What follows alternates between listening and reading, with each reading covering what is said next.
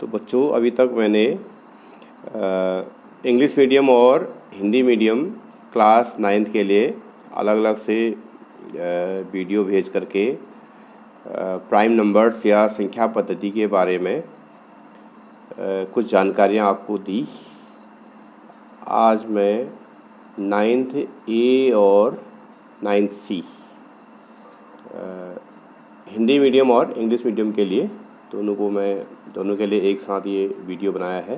ज़रा ध्यान से देखेंगे, परीक्षाओं के लिए इम्पोर्टेंट इससे संबंधित कुछ क्वेश्चन एग्जाम्स में भी आते हैं। तो इसमें टॉपिक है to find n rational numbers between two rational numbers, जिसको हिंदी में कहते हैं दो परिमेय संख्याओं के बीच n परिमेय संख्या ज्ञात करना। जहाँ ये n क्या है? पूर्णांक है, जिसको इंग्लिश में इंटीजर बोलते हैं। n is an integers. तो इसके लिए 3 केसेज हैं, case number 1, case number 2, case number 3। स्थिति नंबर 1, स्थिति नंबर 2 और स्थिति नंबर 3। तो इन स्थितियों को ज़रा ध्यान से देखेंगे, एक एक करके इसके फिर उदाहरण द्वारा कुछ क्वेश्चन भी आपको सॉल्व कराए जाएंगे। तो case number 1, both rational numbers are integers, यानी स्थिति नंबर 1, दोनों परिमेय संख्या पूर्णांक हैं। यदि दोनों परिमेय संख्याएं पूर्णांक हों, तो इसमें आपका यहाँ पे आना चाहिए था if both rational numbers are integers, और यहाँ पे हिंदी में यदि दोनों परिमेय संख्याएं पूर्णांक हों।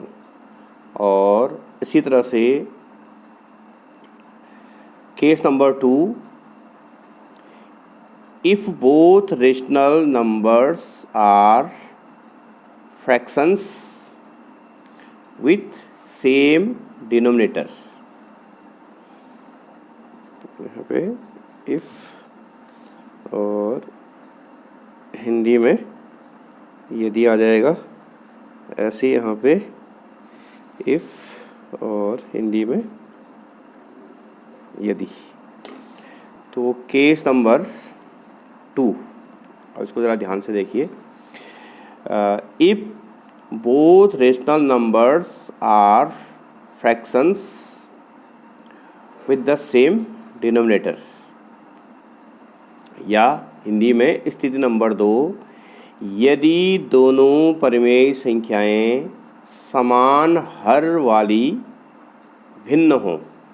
और case number 3, if both rational numbers are fractions with different denominator. स्थिति नंबर 3, यदि दोनों परिमेय संख्याएं असमान हर वाली भिन्न हो। तो ये आपको जब इस जो 3 केसेज हैं, इनके कुछ क्वेश्चंस एग्जाम्पल के तौर पर कराए जाएंगे, तो तब आपके समझ में ये ठीक से समझ में आ पाएगा। तो उसके लिए जो केस नंबर 1 है,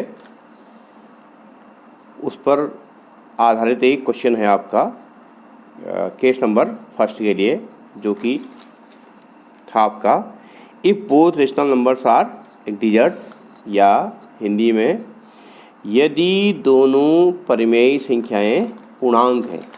तो उस पर बेस्ड एक क्वेश्चन है, find 6 rational numbers between 3 and 4, यानी हिंदी में परिमेय संख्याओं 3 और 4 के बीच 6 परिमेय संख्याएं ज्ञात कीजिए। तो ये आपके एनसीईआरटी की बुक का भी प्रॉब्लम है, एक्सरसाइज नंबर 1.1। उस बुक में आप देख लेंगे, शायद वो क्वेश्चन नंबर 2 हो सकता है।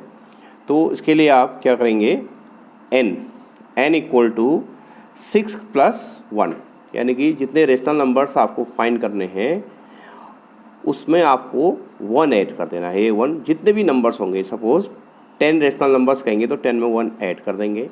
15 रेशनल नंबर होगा तो 15 + 1। तो यहाँ पे 6 रेशनल नंबर है, तो यहाँ पे क्या किया, 6 में 1 को ऐड कर दिया, तो कितना हो गया 7, n = 7। अब जो 2 नंबर्स दे रखे थी, 2 संख्याएं 3 और 4, 3 और 4, तो उसके लिए ये जो n है 7, इससे मल्टीप्लाई भी कर देंगे और डिवाइड भी कर देंगे। 3 is multiply by 7 and divide by 7। And second number 4 × 7 upon 7, 4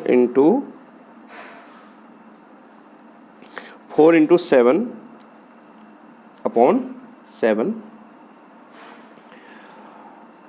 3 7 जा 21 अपॉन 7 एंड 4 7 जा 28, 28 अपॉन 7, यानी 3 सते 21, 21/7, और जो दूसरा नंबर है 4 × 7, 4 सता 28/7, 21 अपॉन 7 एंड 28 अपॉन 7।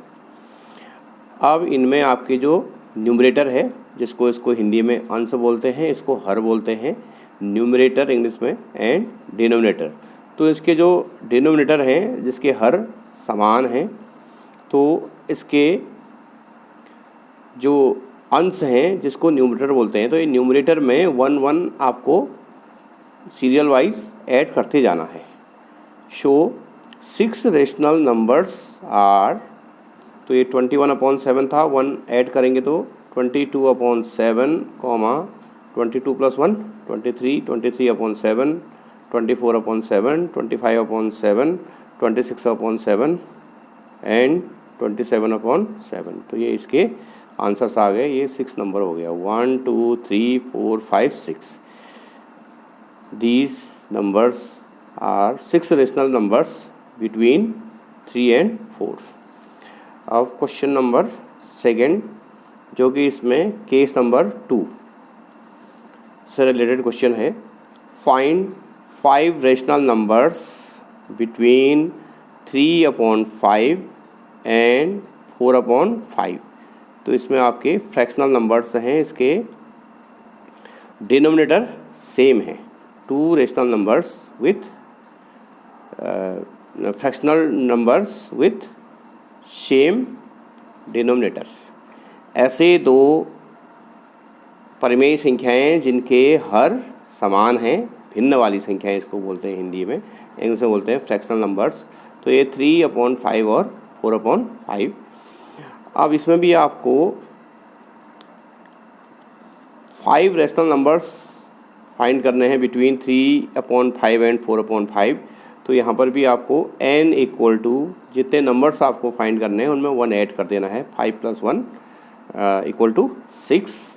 अब जो आपका फर्स्ट नंबर था 3/5, तो 3/5 multiply by 6 and divide by 6। And जो सेकेंड नंबर 4/5, तो उसको भी 6 से मल्टीप्लाई कर दिया और 6 से डिवाइड कर दिया। 3 6 जा 18 अपॉन 5 6 जा 30। एंड नेक्स्ट 4 6 जा 24, 5 6 जा 30। So 5 rational numbers are. अब आपको इनमें भी 1 ऐड कर देना है। 18 + 1 19, 19/30, 20/30, 21/30, 22/30 एंड 23/30। तो इसको काउंट कर देंगे कितने नंबर्स होने चाहिए, 5, 1 2 3 4 5। ऐसे 6 नेक्स्ट नंबर होता तो उसमें 1 और ऐड कर देते। तो ये जो केस नंबर सेकंड है, ये मैं समझता हूँ आपके समझ में आ गया होगा। अब एक लास्ट केस नंबर थर्ड, इससे रिलेटेड क्वेश्चन आपका, इसको ठीक से देख लेंगे, या ये क्वेश्चन आपका इसको नेक्स्ट वीडियो में समझाएंगे।